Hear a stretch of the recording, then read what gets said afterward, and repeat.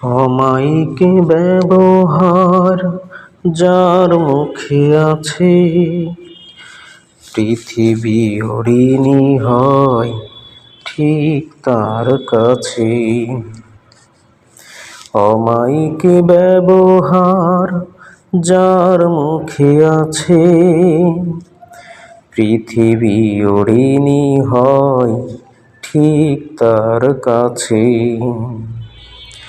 ব্যবহার জয় করে মানুষের মন, পরাজিত হয়ে যায় অশ্রুতক্ষণ।